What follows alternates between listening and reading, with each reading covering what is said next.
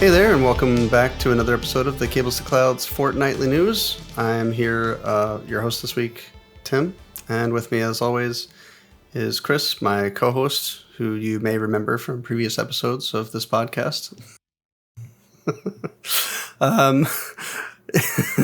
So yeah, with the Fortnightly News, what we do is we take a look around, we try to see what in the last 2 weeks has happened. That's interesting. We roll it up and share it, and then comment on it and see, if we find it interesting, what we'll say. So let's just jump right into it. This one just came out from cloudcomputingnews.net, and the title of the article is Amazon Cloud Revenue Misses Estimates Again as Rivals Pull Ahead.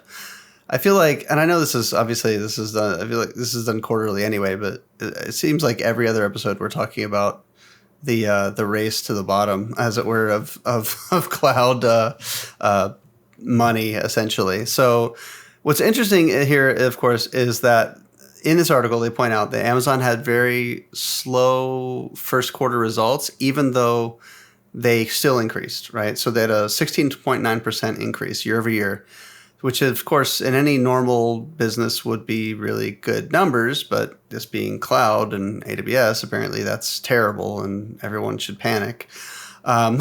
So, I mean, it's not as fast. It's not as fast as was predicted, as they wanted it to be. What's interesting, though, in this article is that they mentioned that both Microsoft and Google, or Alphabet, I guess, had stronger than expected growth, while AWS had, lower than expected growth. Now, we've been doing this a while now, and I swear to God, it seems like every time we report on this stuff, we feel like this is the point where Microsoft is going to overtake Amazon or AWS as the leader, and it still has yet to happen.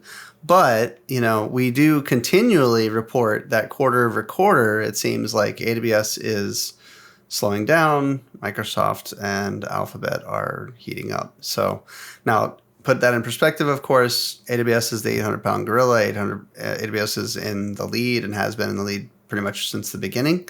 So take all of that with a grain of salt, right? Microsoft and Google have a lot more upward trajectory than they have downward, and AWS is probably is more or less the reverse, where it's a lot easier for them to lose ground than it is for them to gain it once you get to a certain point. So and Andy Jassy said Amazon has not yet observed a significant rise in average selling prices. Oh, this was sorry.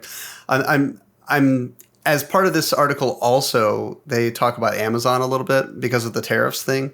So even though AWS and Amazon are technically tracked differently, a lot of times when we get to earnings calls, they end up, for some reason, the reporting on both of the numbers. I guess that's because, of course, I guess they report them both at the same time. So they talk about like third-party sellers and all this other stuff, and tariffs, potentially impacting the Amazon side of the house. So, meanwhile, like I said, Microsoft's getting a lot more growth. There was something in here specifically about the spending. There it is. Capital spending at Microsoft rose to $16.75 billion, a 53% year-over-year increase. So Microsoft is building AI, like hardware for AI, basically. That's what it is. So pretty interesting. Google is, of course, on the rise as well. So there's a lot of numbers in this article. I don't want to sit here and regurgitate them, but generally, AWS has slower growth. Microsoft and Google are taking off, and there's a ridiculous amount of money being spent on AI. So, you took a look at the article. Anything to add, Chris? No, kind of echo your sentiments here. Whereas, it's funny that even increases year over year of this percentage, which would be phenomenal for any other company on the earth, seems to cause concern for investors when it comes to Amazon or Microsoft or Alphabet, which is just hilarious. The thing is, if you're saying, just to do a call to what's trending on social media right now, if Amazon is the 100-pound gorilla, or 800-pound gorilla, sorry to say, and there's 100 individual small cloud providers, could they beat Amazon? That's the question. Oh my God. So topical, so topical. Yeah, I guess that remains to be seen. Yeah, we should ask that question on social media actually, and see We what should. people say. We'll get two answers, and they'll both say no. Probably. All right. Next up, we have an article here, which is basically a report, a 2025 phishing report put together by Threat Labs. That's Threat Labs with a Z. Very, very cool having a Z in there, which is a part of Zscaler, I believe. Basically, doing a report on the effects of AI on scams like phishing over the past year, right? So we've talked a bit on the podcast about how we think AI is probably going to maybe not increase the number of sophisticated cybersecurity attacks, but at least increase the kind of more targeted type of attacks and things like that. So I wanted to put this in here to see if we can actually glean, like, what has happened over the last year. And there's been some major call outs in here. So basically Threat Labs did an analysis of over 2 billion blocked phishing transactions across their Zero Trust Exchange platform, which is a cloud security platform. So this is dated from January to December of last year. Some interesting call outs in here. So phishing, while is down, it's become overly more targeted as of recent. So there are more targeted attacks where they've been highly successful. Things like that. The U.S. It says the United States phishing has declined, but it still remains number one on the list of targeted areas, which is not really a huge surprise. Interestingly, there was a call out here that crypto scams are on the rise with fake wallets, which is kind of funny. I don't know if this had anything to do with the incoming administration being kind of more, the pro crypto party type thing, and not to even get into the politics of it. I'm just wondering if that is why there's been an increased kind of traction in this particular area. And then another thing here, which is really sad to see, but tech support and job scams are thriving. And, as we all exist in this world today, we know that the job market is pretty shit right now. So I can see that being an area of opportunity for, threat actors and things like that.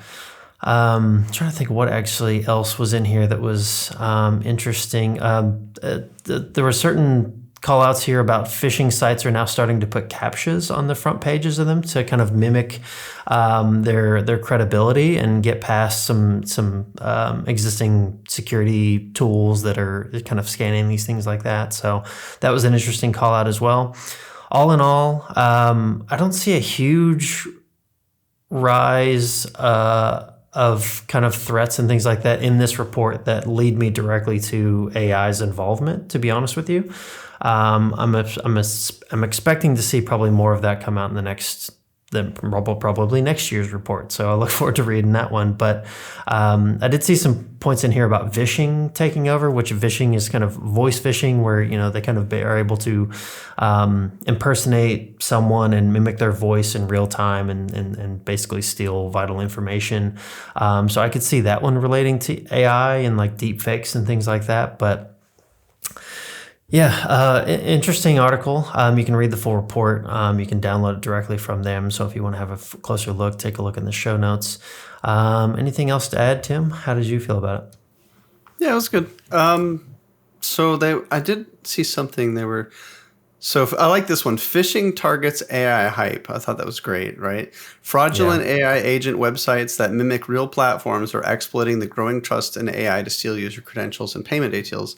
And we've been talked about this for a while, off the show and on the show, but these new federated systems, if you will, it probably gives a little too much credit, like MCP and some of the agent to agent type of behavior that's growing really popular in AI workloads. A lot of that stuff's not secure. Like there's no real security to it. Nobody's authenticating agents. Nobody's doing anything to validate or encrypt the data or decrypt the data. Like, I mean, it's all very Wild West. And because nobody has built security frameworks for these AI interactions, because the AI interactions are like, days old or weeks old at this point, it's really ripe for threat actors to essentially, mimic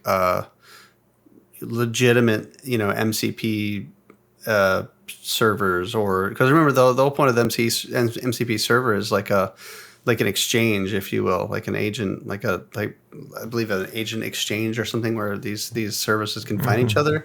So I mean, there's nothing stopping one of these, or even what all used to happen all the time with software is it'd be legitimate software, and then somebody would abandon it. The maintainer would abandon it, and somebody would come along and pick it up and build a malware into it, and just keep the Right. train rolling, right? So that stuff can happen. Like, there's no validation that I've seen on any of this. So that I thought was a very interesting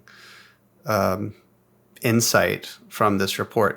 I say insight. I mean, it should be obvious to anybody who has been looking at cybersecurity for a period of time. But it's cool to see it documented that, like, hey, yeah, this is happening, right? Like, this Yeah. is something people are going to have to deal with as AI becomes more and more part of our work life. Yeah, I mean, I think about the timing of it, and obviously with the cutoff being December of last year, that's when I feel like we were just starting to talk a lot more about AI agents, and now we've moved on from agents to MCP. Now MCP is the new rage, and um, it's funny because like you hear the kind of counterpoint a lot of times that like adding security can kind of stifle the innovation or the agility of new technology and things like that. But like when I look at MCP and like, look, I'm not an expert, I have a very rudimentary understanding of it. It seems very easy to build some basic security into that, like with common protocols and things like that are in use on the internet very much so today.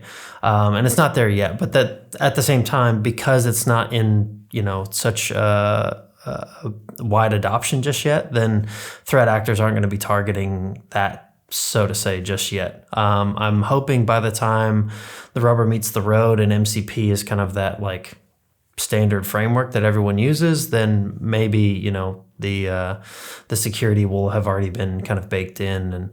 But I've heard the joke several times already, and I think it's too funny to not repeat. But people are saying that the S in MCP stands for security, so I think that's It's very that's true. very relevant right now. All right. So this next one is from, I think it's actually, this is from InfoQ. Yeah. So InfoQ.com, basically has an article that talks about the essentially the release notes from the new version of Kubernetes that's been released called Octarine, which apparently is an homage to Terry Pratchett's Discworld. I don't know how or why, because it's my wife who is the Discworld junkie. I am not. I've listened to maybe one or two audiobooks from Terry Pratchett on a road trip. Yeah, and watched what was it, the one they had on Amazon? Was it Amazon? The one with David Tennant and Michael Sheen. Oh shoot, I forgot. The one with the devil and the angel is Aziraphale and Crowley. Oh I was man, gonna say, man, if it's between me and you, you're the resident expert here. I've not I've not yeah, ventured I just I into any completely of forgot this. the name of it all of a sudden. That's okay. I'm gonna kick myself when I remember. But anyway, so yeah, new version of Kubernetes released.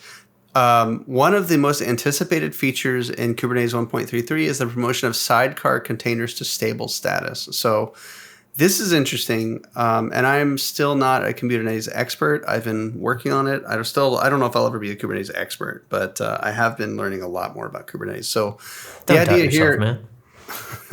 so the idea here basically is sidecar containers are an add-on basically to the whole Kubernetes environment, and it usually has been used for service mesh. So service mesh providers like Istio or Linkerd, they deploy a sidecar, what's called a container. It's a container inside a pod whose sole purpose of being in the pod is to facilitate communication with other containers that have their sidecars. Now, the whole thing about sidecar containers is that up until now, it hasn't been part of the native Kubernetes workflow or Kubernetes lifecycle. It's been kind of managed as its own thing, kind of like CNI, is my understanding.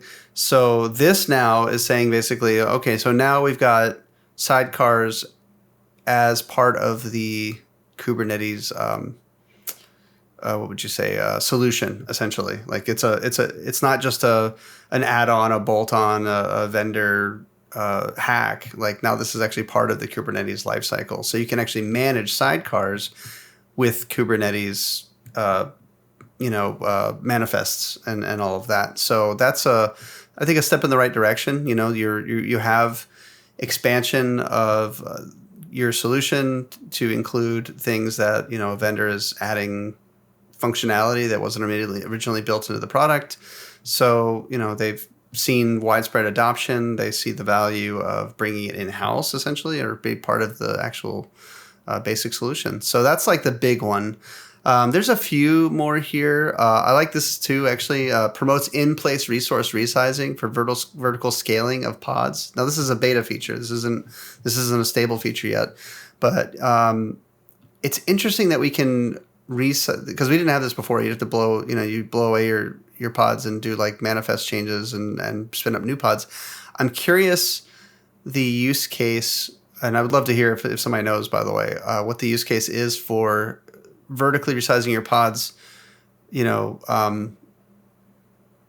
That I guess it's just so you don't blow away the container, right? Like, so you don't have to kill the container to do it. There's obviously some value in that, but then again, Kubernetes was kind of predicated on the idea of microservices, and we could just kill Right. cattle, not pets, right? Like Right. we don't care, essentially. So I am curious what the real value here is, and I think that maybe that's why it's a beta feature. They're trying to see, like, are people using it? Do they need this? Is this a problem that needs to be solved? So that's a pretty interesting one. Also, enhanced support for service account tokens. So tokens are something I haven't really played with a lot at all, but the idea, of course, is it's a security feature. So we're just talking about security features. Here's one too, right? So we have the ability for our pods and applications to pass tokens for communication purposes. And then there was one more that looked interesting. They are changing the way that service IPs are allocated. So before, you just pretty much had cluster IP that would is what you would use for kind of intra-cluster services. Because the idea here is that you expose the service, and the service is what actually can talk to is what you hit. Is that North Star that you can hit, so that you can hit the back-end application containers. Because those containers are living, dying, and being reborn all the time. They're not essentially, you don't want to use them as a target. So the idea of the cluster IP and the service is that here's a static spot, if you will, that we can hit and and then on the back end, it's almost like it is really It's just a load like a balancer. virtual IP is basically what it is. Yeah, virtual IP with a load balancer that points at back-end containers. So they've changed it now to add this new thing called service sider and IP address.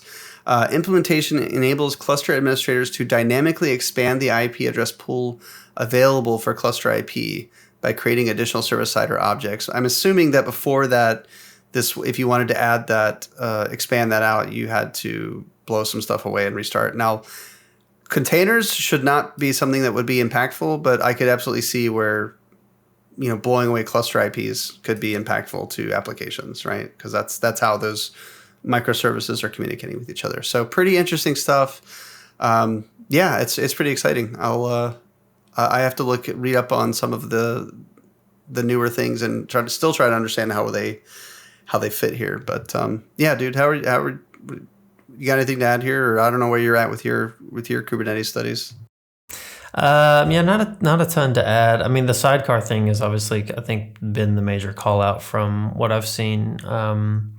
People commenting on this. So like, when I've talked to customers and people at conferences and things like that, the idea of running a sidecar operation can be a pain sometimes.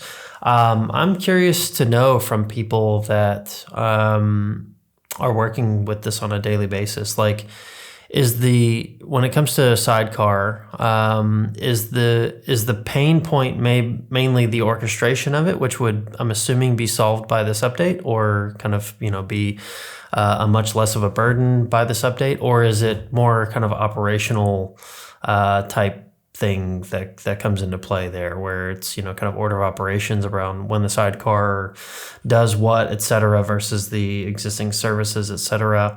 So I'd be curious to know, how much are people seeing this as like are they sighing a breath of relief at this point, or is there other major problems that come in with the sidecar that are still going to remain? So I'd be curious to hear.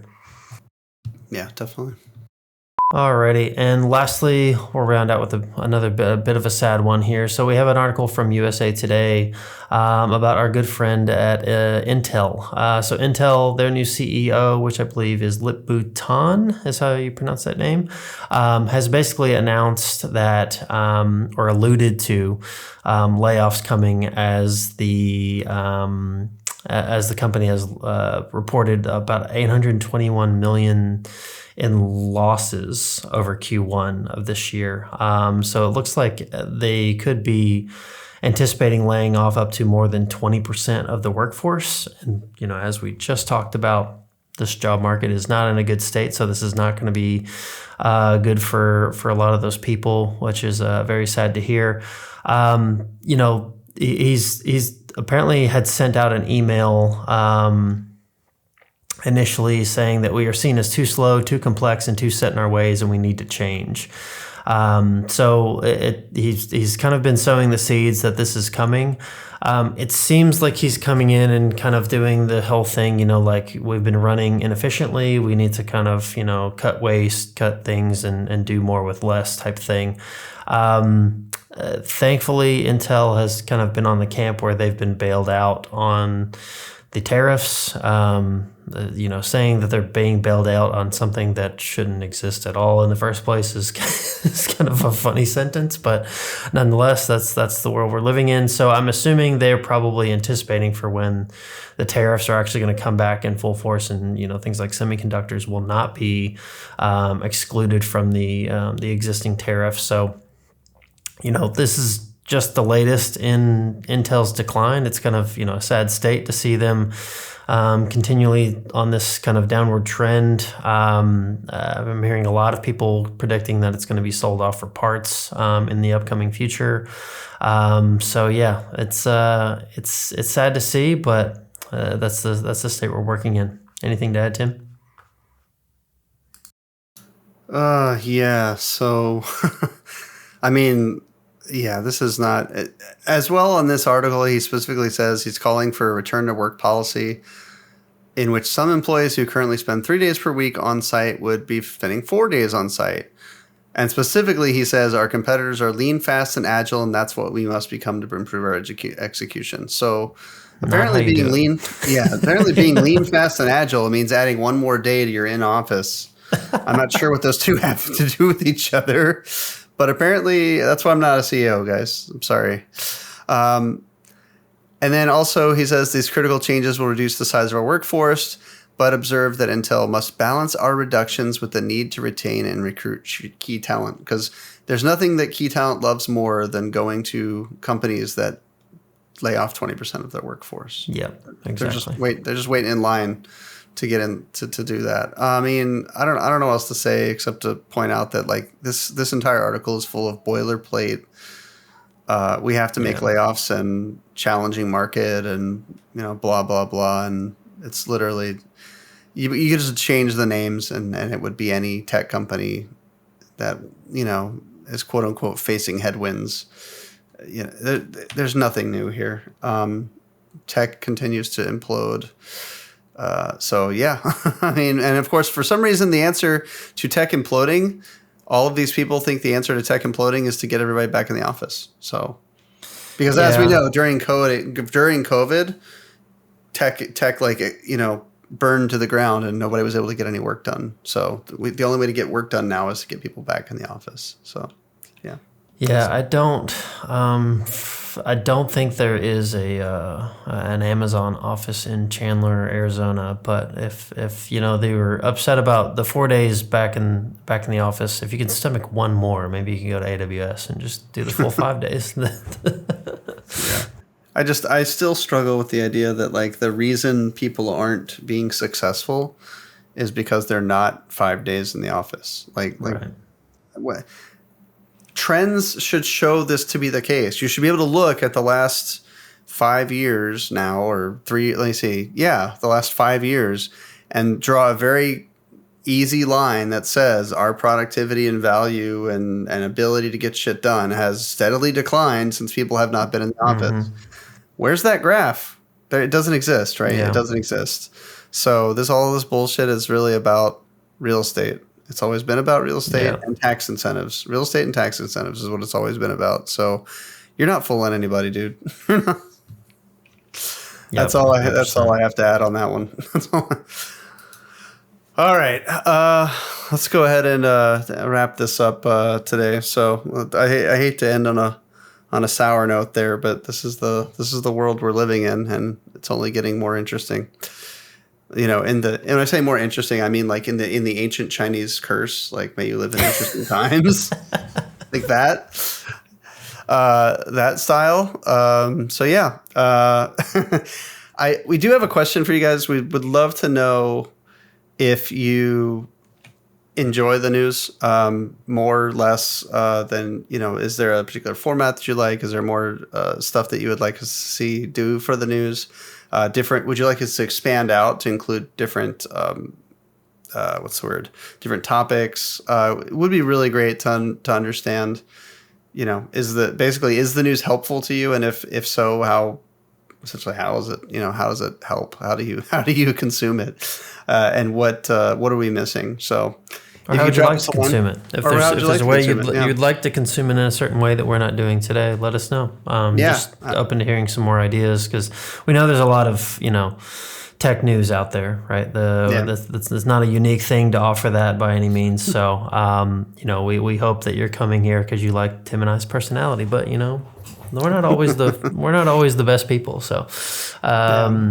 So we're just curious to hear from you guys what you'd like us to change, or if you think it's working, or open to any and all feedback. So Yeah, appreciate please. it. All right. Well, we'll go ahead and cut it there. Everybody, we'll see you next week. Bye.